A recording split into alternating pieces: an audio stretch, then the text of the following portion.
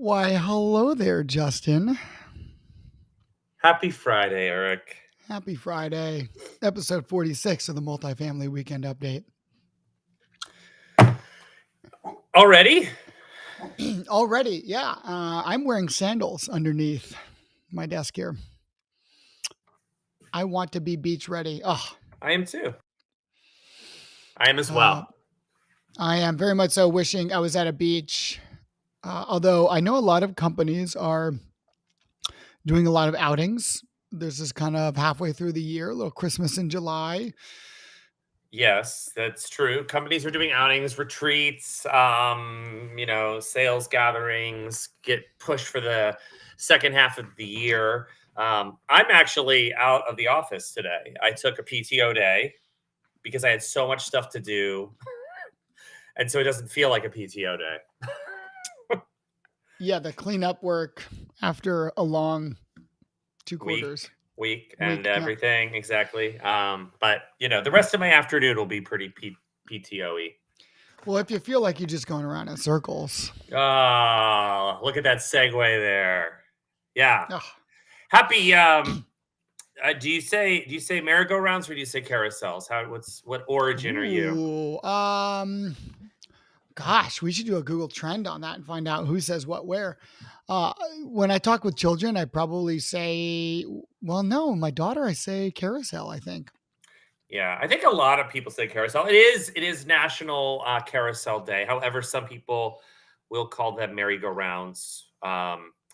Yes. So I don't plan on celebrating. I don't know if there is a carousel in Atlanta. There's one at the zoo. At the zoo.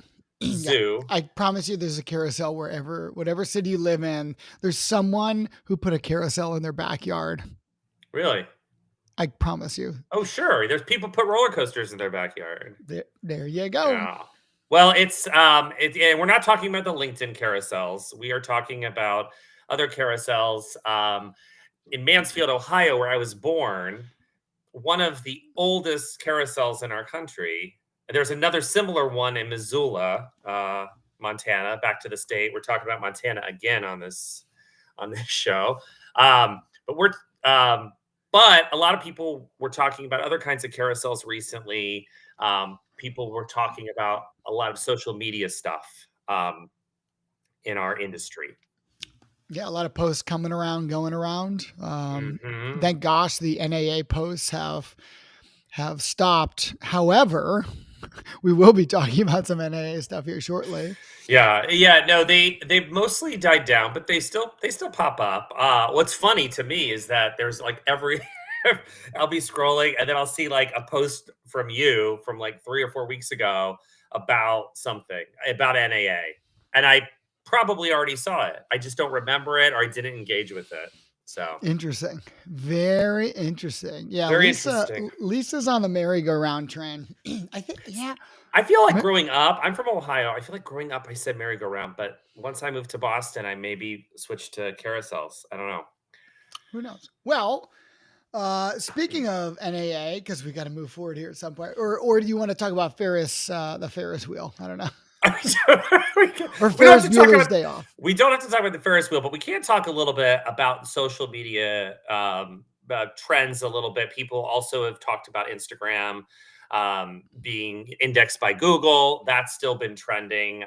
Various folks have been continuing to comment on that, or how it's affected them as a marketer, or what they plan on doing.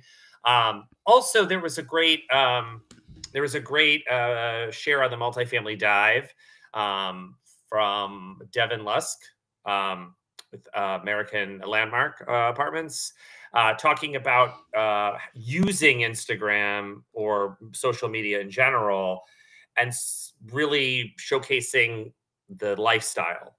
So as opposed to maybe just showing the amenity spaces, just showing the beautiful, like take your resident events, take people that live there, make it more of a community, and help people imagine what it would be like to live there. Yeah, sell the sizzle, not the steak. Yeah, classic. Exactly. So yeah, that's all I have to say about social media today. Yeah. Well, let's harken back to NAA actually, because the results are in from Revise on who had the best swag. And it's Reply. Reply had the best swag. I think a lot of it just came down to the fact that Reply had some really in your face messaging, right? Let's effing go. Yeah. Shake shit up for good. Yep. So like swearing swag was the winner. Swearing swag apparently is good. Yeah, Now, you know, no, I like the multifamily facts, which look like it's you know, the nutrition label. I do nutrition like that. labels. I do like that. I do like that. So congratulations to Reply. And then who do you think won best booth? I mean, I know. It's not MRI, unfortunately. No. No, none of those players should win. It's got to be something. I didn't see this booth. Did you see this booth? I did, yeah. In fact, I'm pretty sure I got coffee here. So Union had a really nice coffee station. Now, I will say two things. Number one, it took a long time to get my coffee, not because there was a long line, but because they took their time to make it, Mm, which I think in very the West world, Coast. yeah, very West Coast, right? So I think it was nice because I had the chance to have a conversation with someone who was standing next to me, and we got into like a semi in depth conversation, which was great because I had the time Hmm. to sit and wait for something. And I think creating those experiences during a busy conference are incredible. So whoever is able to get people to sort of take a load off, relax, have a nice conversation, those are typically the winners in my book. Yeah, yeah. Booths have changed over the years that I've seen for sure. Some go for super creative, conceptually. Some go for, like you said, more functional to actually serve. Like, hey, let's get people to do X in there. Years ago, dating myself, like one of the things we did was make sure people had places to plug in their devices, because a while ago you couldn't find outlets, you couldn't find the power chargers; those didn't exist yet. So it was a kind of value add to people attending, This makes sense. and you could talk And to them. You could talk to them while they were charging their phone. so yeah, I mean that was a nice way to do it. I mean nowadays we have these, chargers that fit in your pocket, and I often you'll Right. might see a cord attached to me where I have my phone in one pocket and a cord going into my coat pocket because I'm sitting there, with one of these massive chargers Hmm. secretly in my jacket. But yeah, so congratulations to Union. Yeah, that very Uh, exciting. And thanks to, Revise for doing this. I think more folks should there's a lot of different kinds of awards that can be given, right? Best is very general, but you could increase this with like most engaging, best use of budget. Like that's a different kind of thing that you're turning in if you're, doing that. So I think it is something because people learn from the best in shows. I think having yeah. more feedback on what's working or what's popular or what resonates is a good thing. Yeah. Now, to be fair, Union also had one of those cool boards in the back that was like the stock ticker changing, or like the old school mechanical, changing billboard, which was really, Oh, yeah. nice. Okay, very So well cool. done there. Now let's speaking of moving ahead and thinking of next year, Kim Boland, Kim Boland posed a question this week about, renting out property ahead of large major events. And the United States is not, I mean, we oftentimes have large events here all the time, right? But I think this coming year is going to be a significant amount of events all kind of coming up, right? So Kim Boland posed this question, what are properties going to do to Mm, capitalize on these events that oftentimes cover more than a week? People coming in, checking out, an event, a show, a game, a match, right? And staying for a while, staying in that area. The World Cup is a big one coming up, of course. NASCAR has tons of amazing events around the East Coast. Typically, Kentucky Derby, of course, but then the mhm. Summer Olympics are coming up in Los Angeles. Yeah, Totally I forgot think about I that. think things like the Olympics and the World Cup are especially, you know, there's revenue there because you're having people come from all over, not just all over the country, but all over Yeah. the world. And so you're less likely to go stay with your aunt in LA or go, you know what I mean? Like if you are living in Italy, like you're not going to do it because maybe the chances are much smaller, right? Right, And you may not exactly. know someone, right? Yes, Right? And to rent a hotel is, right. $200 a night on a good day, but all the prices will Right, be and likely they get picked increased. up very quickly. I mean, that's the other Yeah. thing is that at some point, the Hyatts and the Hiltons and the whatever are tapped out, and then where do folks go that are booking not 7 months out? You know what I like, there it's, I mean, I live near very close to the Mercedes-Benz Stadium, and, if I ever leave here, it's going to be an Airbnb because people want to get to these places, these events, like, big sporting events, big concerts. It's a very good thing for people to track. And I haven't heard many folks talk about it actually. Yeah. Well, Kim, maybe we'll get you on next week and chat with you about this because I think this is a very interesting topic. It's far enough in advance that people can prepare for it, and there's lots. If you're not able to capitalize on this opportunity, there's time to get in front of it Yeah. for next year. Yeah.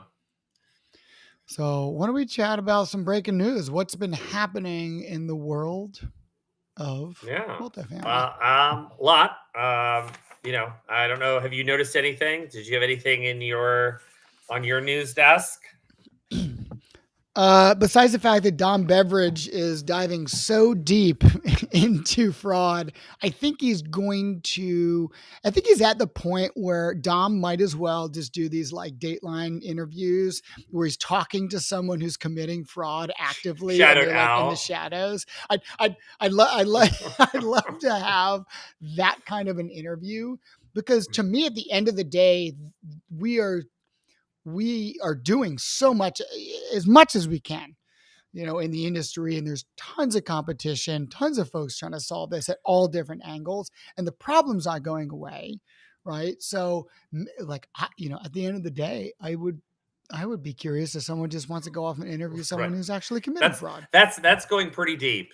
But yeah, I can see him do it. He's kind of like the Jacques Cousteau of fraud. Like he just keeps kind of going down another layer. Obviously, if you know who we're talking about, if you follow him, you've seen the series in last end of last year, talking about fraud. Recently, he's been sharing, hey, it's already changed. It's been 6 months later, or not even 6 months. We have to, there's more to talk about. There's more innovations out there. There's more problems that come out because every time there's an innovation, there's a new problem then because fraudsters, bad actors are looking to, do that. Let's see. Yep. Oh, here we go. Yep. Sorry, Paul. I missed you, Paul, on this one. You were talking about talking about the story in Indianapolis, how they hosted the Super Bowl and had some I like subletting. Yeah. this. So definitely Yeah. profitable. I mean, why not? Why not bring in some money, right? Sorry to swing it back to our last thing here. I just saw your comment, but good point. Yeah. So yes, there's been that. There was some other kind of interesting news. I don't know if people have been following. Greystar has definitely kind of taken a lead in sort of the modular construction way. They've been working on this for many years. There's been a few.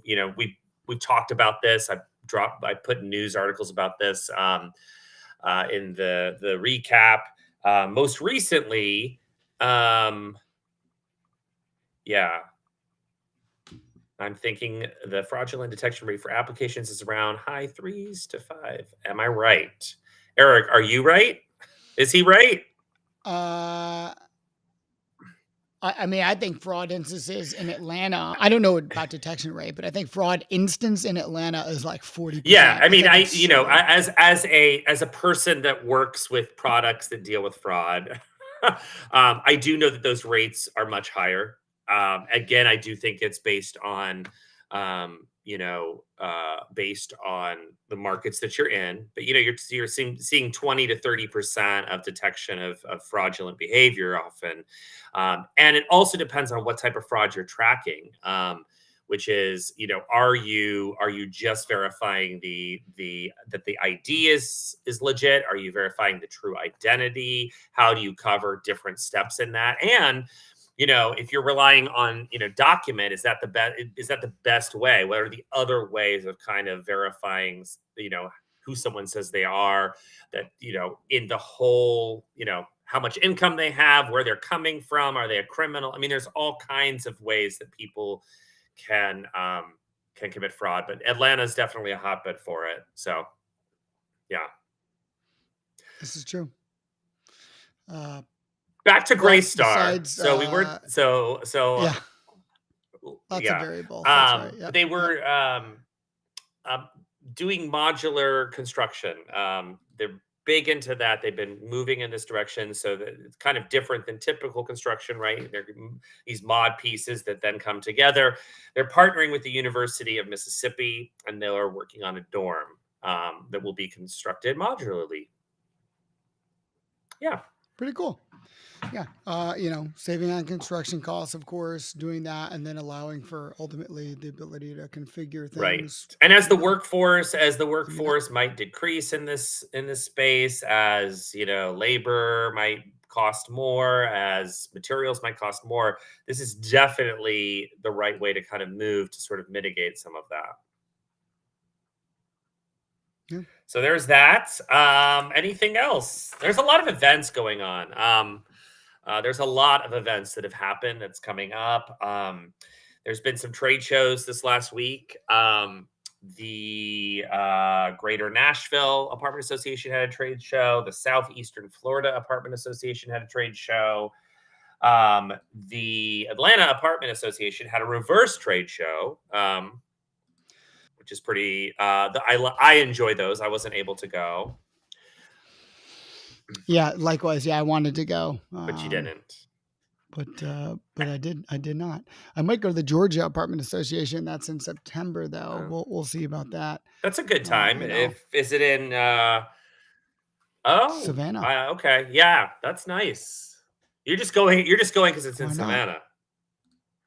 Maybe. Well, yeah. I mean, free places to hang out with the folks in Savannah.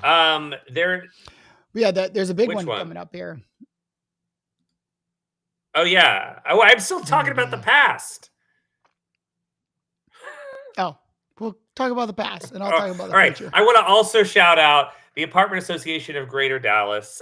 They had an executive session, and then business exchange, and then the Apartment Association of New Mexico also had a business exchange. So a lot of busy apartment associations. I shout them out because a lot of them don't get the same buzz that some of the big ones do, but they work just as hard, and they try to bring, professionals from those regions together. And so I want to make sure that people know that they're busy doing stuff in New Mexico just the same way people are in Texas. So yeah. This is true. Albuquerque is weird. All right. I can say that because I lived there for 3-4 months. And that's I have a friend that lives there. I've been there a few times. Yeah. So multifamily demo day is coming up. One of my favorite times because it combines both, supplier side with property management side. And, I think Brent and the whole team at Multifamily Insiders have put together a pretty cool thing here. Always fun to shout this out. Go ahead and scan that QR code. I totally hijacked their UTM code, by the way, and added in this. So if you scan this QR code, we will get credit, which equals nothing. It's bonus points. We get free bonus points in life if you scan this QR code. It's in August. I think August 20th, 21st, 22nd. 21st and 22nd. Yeah, it's like 2 half-day things to make things easier on folks versus taking a whole day off. It's work. It's a lot. But you can get a lot of information. People come in and out. I will say, because I know Lisa's watching on this episode, if someone's sitting back to back to back, make sure that the people that from your organizations that are going are engaging, are seasoned demo people, that aren't people that use the same types of questions like Does that make sense? Or do you understand? Or can you hear me Does it now? integrate with our Yeah. So just PMS? so Yeah. Does it integrate because with our I think it's PMS? Yeah. most valuable when people that are attending, they're watching a lot of stuff. They're taking in a lot of information. So consider that it's not just a standard demo. If you're presenting, in my opinion, you're really, it's a very niche kind of way to kind of get your foot in the door and start talking about products. Yeah. I will shout out the fact that I'm going to try to put together a live, kind of an ad hoc live conversation about multifamily marketing and all the recent changes coming up. I have reached out to one or two folks who likely watch the show or are in my LinkedIn network, but look for that. I might do a little something something here. It won't be related to multifamily weekend update. It will be something that I kind of do and produce on my own. But Justin, you're welcome to I'll attend. support you in the same tenor that you support me. Oh, thanks. So like late night or, reposting or of your or or posts. little digs, yeah, or little digs. I mean, It's a it's like a brotherly love kind slap. of slap. Yeah, that's right. Yeah, It's yeah. But it's a love slap. I can take it and I can also give it.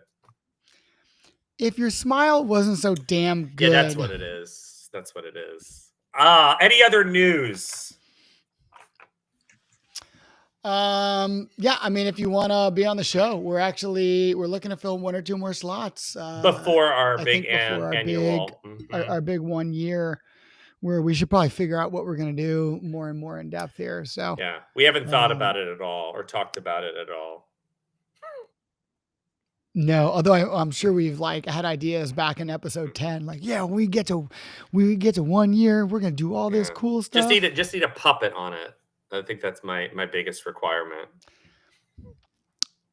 I would agree. Maybe Amenity I would Monster will agree. I come think so. back for that. Yeah, Amenity yeah. Do you know monster. what we I still what want you. I still want you what to do it what live we like what this. we didn't do is we didn't parody any of the Stephen Colbert stuff, but we should have totally had Multifamily Media Network totally canceled us. That would have been a great gag. You know, these are ideas that were probably doable if we weren't so Hey, busy I'm throwing here. them out there now so Which people know that we do think about it and we care. We care. we do think about these wonderful ideas. Yeah. Yes. Only for the merger of Multifamily Media Network and all of the other podcasts to come together. I love it. Yes. They would have to cancel They our would. Yeah, ridiculous I get show, it. which literally loses money There you go. Yeah, pretty much. every Yeah, time we produce it. Yes. that's great. That's funny. All right. Well, I think that's all I have. It's a happy Yeah, Friday. I'm ready for the I need a moment of happy wonder. Friday. A moment of wonder. Here we go. Y'all have a great weekend.